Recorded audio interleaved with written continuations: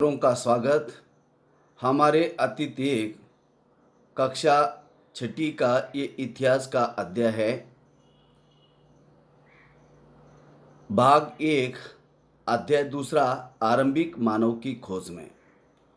जैसा कि आपको मालूम है, होमो एबिलियस के आविष्कारकर्ता जॉन नेपियर ने मनुष्य की अवस्था 5 भागों में बताई है, जैसा कि 1964 में। अब ये 5 अवस्था के बारे में यदि आप देखते हैं तो उसमें पहले मनुष्य एप जैसे बंदर से मनुष्य की अलग अलग अवस्था में वो आया है। उनका कहना है कि प्रारंभिक पूर्व मानव किनिया पिथिकस अफ्रीका से आया था और भारत में उसका नाम रामी पिथिकस के नाम से जाना जाता है। बाद के पूर्व मानव अफ्रीका से ऑस्ट्रोलोपिथिकस, प्रारंभिक मानव जो तीसरा प्रकार है, प्रारंभिक मानव अफ्रीका से होमो इबेलियस, और उत्तर भावी मनुष्य जो नंबर 4 का प्रकार है, होमो इरेक्टस अथवा जावा और चीन का मानव। जो 5वां प्रकार है आधुनिक मानव होमो सेपियन, जैसा कि उसका प्रथम उदाहरण क्रोमैग्नन मानव है। और आधुनिक मानव अफ्रीका में 2 लाख साल पहले सबके पूर्वज अफ्रीकी थे, जैसा कि उसके होमो इरेक्टस के बाद 2 शाखा आई, जैसा निएंडरथल मानव और क्रोमैग्नन मानव।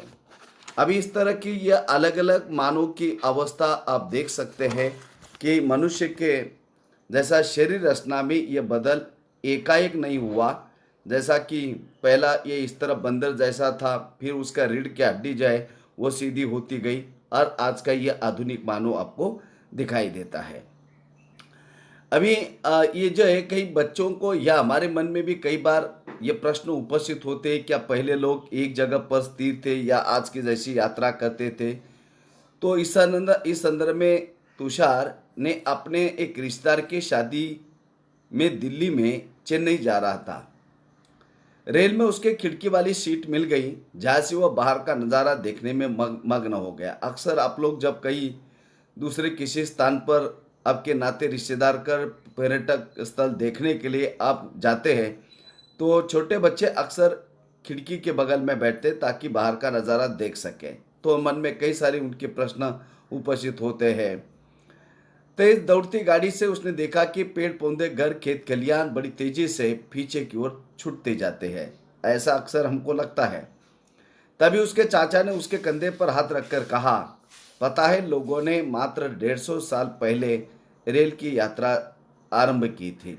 हमारे देश में जैसा कि ठाणा से मुंबई के बीच में पहली रेल लाइन 33 किलोमीटर की बिछाई गई और उसके ऊपर पहली ट्रेन चली 1853 में। अब बस हमारे यहाँ मतलब इसके पहले क्या था, लोग जाते थे एक स्थान से दूसरे स्थान पर नहीं जाते थे, तो उसके बारे में बच्चों के मन में कई सारे सवाल आते रहते हैं।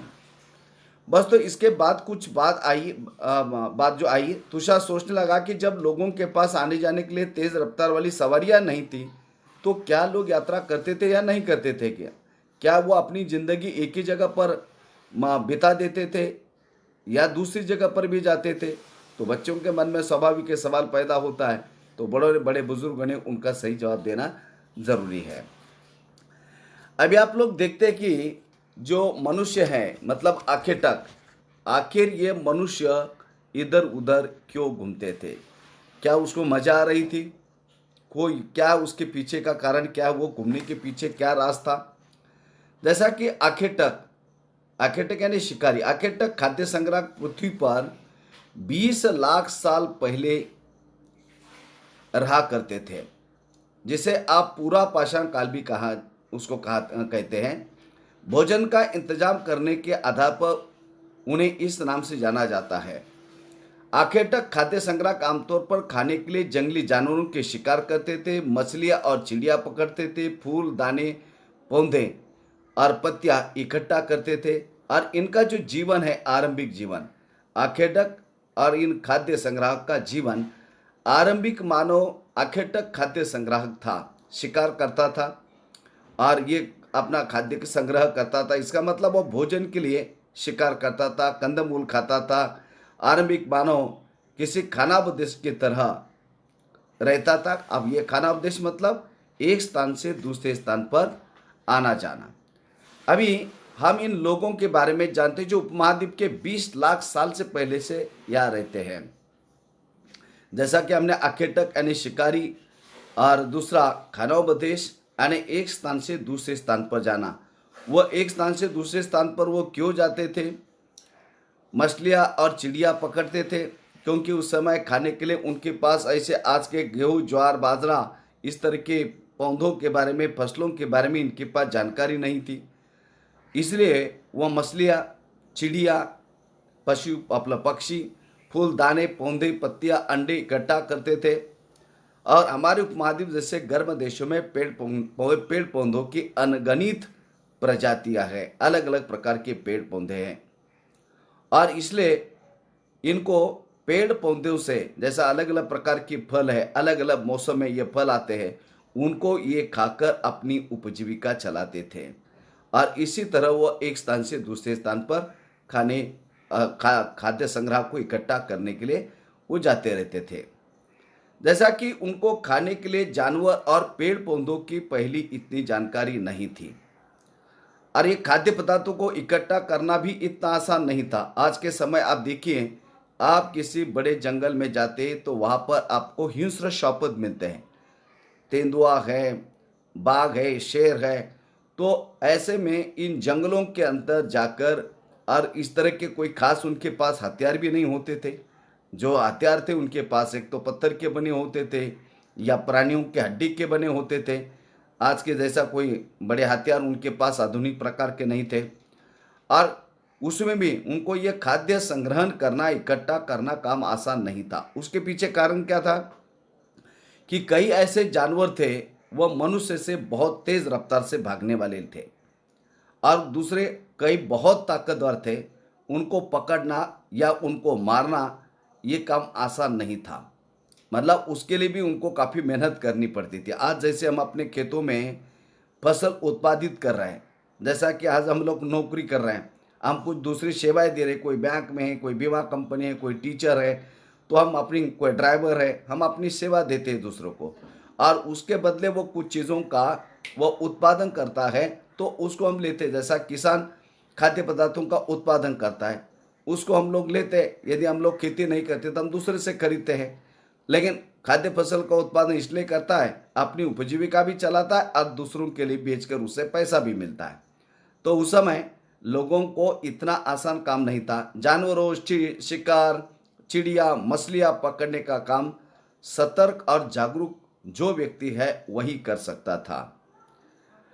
पेड़ पौधे से खाना जुटाने के लिए यह जानना जरूरी होता है कि वह पेड़ खाने के योग्य है या नहीं। अभी आप मान लीजिए कि आपको कुछ भी पता नहीं है कि ये पेड़ आपका विषैले है, मतलब पॉइजन वाला है उसकी पत्तियां, या साथ ही फलों के पकने के समय की जानकारी यदि आपके पास नहीं है। अभी आप देखिए, बराबर हम जामुन खाते हैं, बेर खाते हैं, इसके अलावा हम पेरू खाते हैं, संतरा खाते हैं, अंगूर खाते हैं, उनका एक सीजन है। तो ये जानकारी उस समय के लोगों को, कई सारे पेड़ पौधे, जानवर जंगलों में हुआ करते थे, उनको पकड़ना आसान नहीं था। कई बड़े ताकतवर थे, कई तेज रफ्तार से भागते थे। पेड़ पौधे तो अनगिनत थे, लेकिन उसके बाद वो कौन सा पौधा खाने योग्य है, कौन सा नहीं है, क्या पौधे में कोई विषैले पौधा है, या उनके पकने की जानकारी उनको नहीं थी। तो ये काम सभी प्रकार का एक कठिन प्रकार का काम था।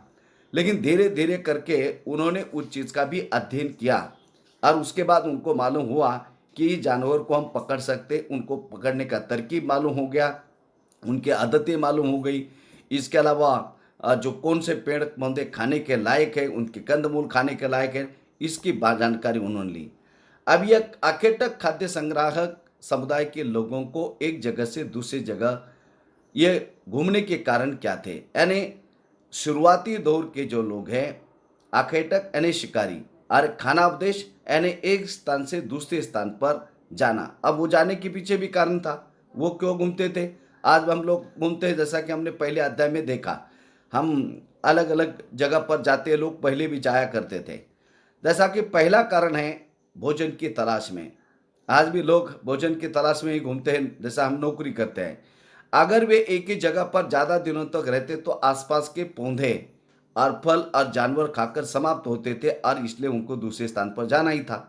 अभी आप देखिए जंगलों में जहाँ पर पेड़ पौधे थे, जाके जो पशु पक्षी या प्राणी जिनको मारकर खाते थे वो भी वहाँ से निकल जाते थे, किसी पानी की खोज में, किसी घास की खोज में, किसी एक प्राणी जो दूसरे प्राणी को खाने की खोज में, वो भी अपनी जगह छोड़ देते थे। तो इसलिए ये इंसान को भी, एक तो वो जानवर खाते थे, पेड़ पौधों को खाते थे, कंदमूलों को खाते थे, और इसलिए उनको भी वहाँ का खाना समाप्त होने के कारण दूसरी जगह पर जाना पड़ता था। दूसरा कारण क्या है? जानवरों की शिकार करने के लिए। जैसा कि जानवर अपने शिकार के लिए हिरण और मवेशी अपना चारा ढूंढने के लिए एक स्थान से दूसरे स्थान पर जाया करते थे। अभी आप देखिए ये हिरण, हिरण क्या है? ये तृणभक्षी प्राणी है। तो वो भी जहाँ घास होती थी, जहाँ पानी होता था, और मवेशी अन्य जानवर है, कई तृणभक्षी है, कई आपके प्राणी खाने वाले हैं।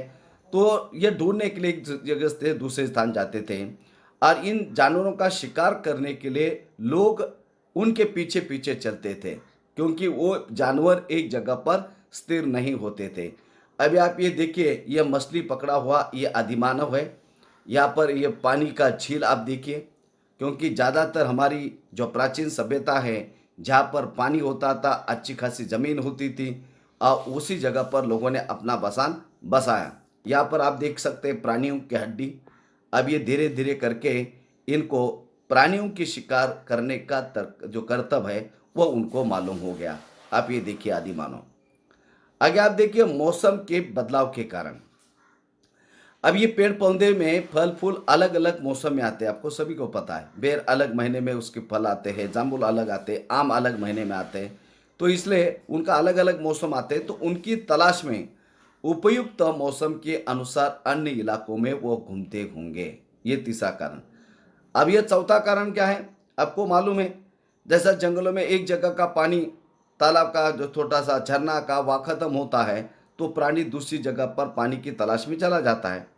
पानी के बिना किसी भी प्राणी का पेड़ पौधों की जीवित रहना संभव नहीं होता।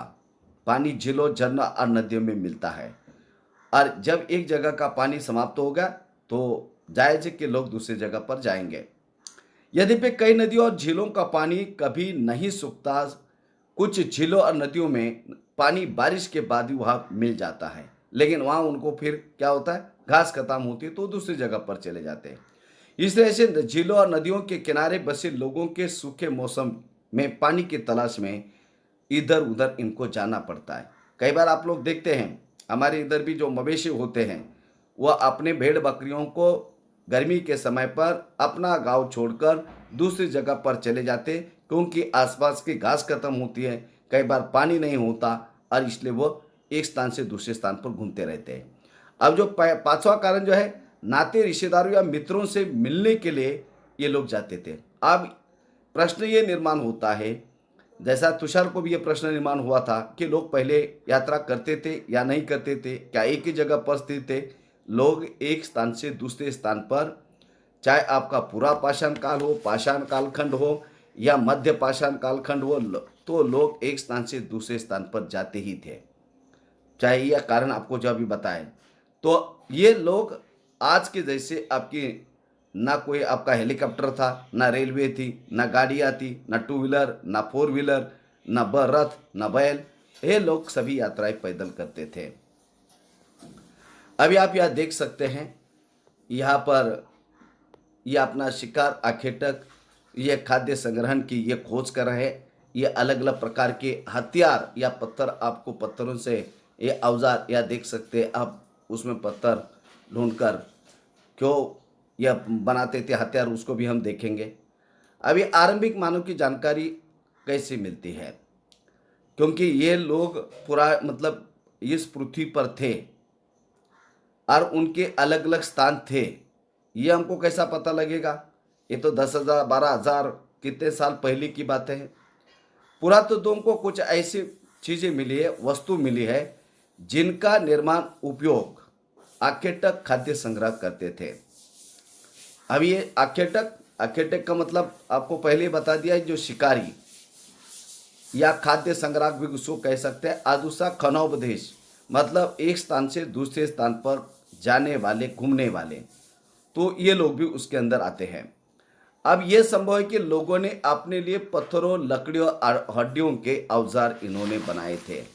अक्सर आप लोग देखते हैं ये पाषाण युग में आरंभिक मानव अपने औजार बनाने के लिए पत्थरों का इस्तेमाल करते थे, और इसलिए उसको पाषाण युग हम कहते हैं। जैसा कि हड्डी, लकड़ी और ये पत्थरों के बनते थे, और इनमें से पत्थरों के औजार भी आज भी बने हुए, जैसा कि आपको मालूम है, आपके भी घर में होगा, जो मसाले पीसने के लिए सिलबट्टे, या उसको क्या बोलते हैं, पाटा, वरुटा पाटा बोलते हैं हमारे इधर महाराष्ट्र में। जैसा उखड़, जैसा कि आपका गेहूँ है, चावल है, उसको कूटते हैं, है ना। तो इस तरह के पत्थरों का आज भी उपयोग होता है। अभी आप देखिए, ये पत्थर जो है आपके काफ़ी पुराने पत्थर हैं। अब ये पूरा पाषाण कालीन है। अब ये आपका मध्य पाषाण कालीन पत्थर है, और उसके बाद ये नव पाषाण कालीन, ये ग और घ पत्थर है। पत्थरों के अलावा औजार बनाने के लिए हड्डियों, लकड़ियों का ये लोग उपयोग करते थे। पत्थरों के बने औजार का उपयोग आज भी होता है। जैसा आपको मालूम है, उखड़, पाटा है, वरुटा है, और पत्थरों का अक्सर हम लोग खेलने के लिए भी उपयोग करते हैं। तो इसी तरह पत्थर से बने औजार पत्थर से बने औजार अति प्राचीनतम है। जैसा मैंने पूरा पाषाण बताया, इन्हें कई हजार साल के बाद उनको बनाया गया, और इन्हें बाद में बनाया गया। इन्हें लगभग 10,000 साल पहले बनाया गया, जो आपके नवपाषाण का है। और ये गुटिका, ये प्राकृतिक पत्थर, इस तरह के अलग अलग पत्थरों का लोग उपयोग करते थे। अभी हम पत्थरों के औजार के बारे में, उपयोग के बारे में देखें। अब यहाँ पर इनमें से कुछ औजारों का उपयोग फल फूल काटने के लिए। अभी आप देखिए, पर इनका पत्थरों का उपयोग किस लिए होता था? तब फल फूल काटने के लिए इनका, क्योंकि लोहे की चीज़ें उनके पास नहीं थी। आज जैसे आपके पास कुल्हाड़ी है, चाकू है, या और किसी चीज़ का आप उपयोग कर सकते हैं, तो उस समय ये फल फूल काटने के लिए वो पत्थरों का उपयोग करते थे। हड्डियाँ और मांस काटने के लिए, हड्डियाँ और मांस का, पेड़ों की छाल, आज जानवरों की खाल उतारने के लिए वह पत्थरों का उपयोग करते थे। कुछ के साथ हड्डियों और लकड़ियों के मुट्ठे लगाकर भाले और बाण हथियार बनाते, यानी तीन कमटे तैयार करते थे जानवरों को मारने के लिए। जैसा कि कुछ औजारों से लकड़ियां काटी जाती थी, लकड़ियों को उपयोग ईंधन के लिए, क्योंकि जब मांस उनको पकाना है तो उसके लिए उनकी ज़रूरत थी। तो कई लोग अपनी झोपड़ियाँ तैयार करने के लिए और औजार बनाने के लिए इसका उपयोग करते थे। अब याद देखिए, पत्थर के औजार। अब ये बाएं तरफ आप यदि देखेंगे, इंसान के खाने योग्य जड़ों को खोदने के लिए किया जाता था। ये देखिए आप, कितना धारदार और नुकीला है। तो ज़मीन के अंदर से जो कंदमूल होते थे, जो रूट्स होते थे, उनको मालूम था, तो उसको वो निकाल कर खाते थे। आप यहाँ देख सकते हैं, ये आपको पौधा दिखाई दे रहा है, और उसके नीचे ये धारदार हथियार से उसको निकाला जाता था। अब ये दाएं तरफ से आप देखिए, जानवरों की खाल, ये जानवरों की खाल यानी चमड़ी, खाल से बने वस्त्रों को सिलने के लिए इनका उपयोग करते थे। मतलब देखिए आप, ये टेक्नोलॉजी कि उस समय कोई आज के जैसे आपके सुई और अन्य चीज़ें नहीं थे। ये पुरापाषाण कालीन मानव ने हाथ की कुल्हाड़ी किस प्रकार बनाई, आप देखिए। पहली प्रक्रिया आप जरा बारकाई से देखिए। यह प्रक्रिया चट्टान से एक बड़े टुकड़े से शुरू हुई। चट्टान का टुकड़ा यानी पत्थर का टुकड़ा, काले वाले पत्थर बड़े धारदार, उसे निकाला, कैसा बनाते आप देखिए। दूसरा प्रकार क्या है? मनुष्य ने पत्थर के हथौड़े से चट्टान को आकार दिया। ये देखिए उसके गोल आकार का है, और वो किस तरह एक चट्टान को वो किस तरह उसके साइड में धारदार उसको बना रहा है, आप देखिए। अरे इसके ये कुछ टुकड़े निकल रहे हैं। तीसरा जो है, लकड़ी के साथ हथौड़े से धार बनाए जा रहे हैं। देखिए लकड़ी से उसको क्या कर रहा है, धार बना रहा है। चौथा आप देखिए, नुकीले लकड़ी से छोटे टुकड़ों को हटाकर धारदार वो बना रहा है। मतलब लकड़ी का उसके लिए वो कैसा उपयोग करता था, काफ़ी धारदार हथियार वो बनाते थे। तैयार हाथ की कुल्हाड़ी आपके सामने देख लीजिए, ये कुल्हाड़ी सामने से और बाजू से कैसी दिख रही है। तो इस तरह मांस, या जैसा कि हड्डी काटने के लिए, मांस काटने के लिए, लकड़ियाँ तोड़ने के लिए इन पत्थरों का वो इस्तेमाल करते थे, इसलिए उसको पाषाण युग कहते हैं। पाषाण यानी पत्थर, पूरा पाषाण, मध्य पाषाण और नवपाषाण। कि जब लोग दैनंदिन जीवन में ईंधन के लिए, मांस के लिए या फिर किसी अन्य प्रकार के लिए जो उपयोग करते थे, पत्थरों की चीज़ों का उपयोग करते थे, इसलिए उसको पूरा पाषाण कालखंड। तो यह आपका पहला भाग यह आपका समाप्त होता है। अभी इसके हमने और लगभग 2 और वीडियो है, मतलब टोटल इस अध्याय पर हमने 3 वीडियो बनाए। आप इन वीडियो को देखिए, सब्सक्राइब करिए, लाइक करिए और सभी को धन्यवाद।